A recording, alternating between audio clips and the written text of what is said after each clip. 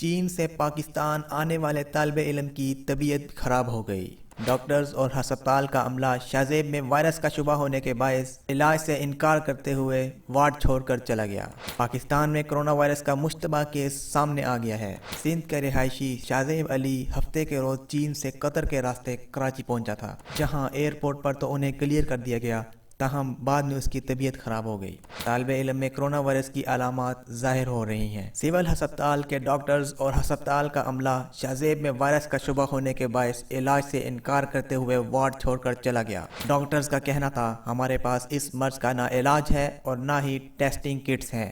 شاذیب نے سندھ میں علاج نہ ہونے پر اسلام آباد جانے کی کوشش کی، تاہم ملتان ٹول پلازا پر پولیس کی بھاری نفری نے شاذیب کو روکتے ہوئے واپس سندھ بھیج دیا۔ شاذیب کو خیرپور کے ہسپتال پہنچایا گیا ہے، جہاں اس کی طبیعت بدستور خراب رہی ہے۔ شاذیب گزشتہ 5 ماہ سے یونیورسٹی میں زیر تعلیم تھا اور چین سے اسکریننگ مکمل ہونے کے بعد ہی قطر ایئرپورٹ پر اس کی طبیعت خراب ہوئی۔ شاذیب کے بھائی نے ایک ویڈیو بھی سوشل میڈیا پر اپلوڈ کی ہے۔ ویڈیو میں دیکھا جا سکتا ہے کہ چین سے آنے والے پاکستانی طالب علم کے منہ سے خون بھی نکل رہا ہے۔ واضح رہے کہ کرونا وائرس نے اس وقت پورے چین میں تباہی مچائی ہوئی ہے اور اب تک 20,000 لوگ اس کا شکار ہو چکے ہیں۔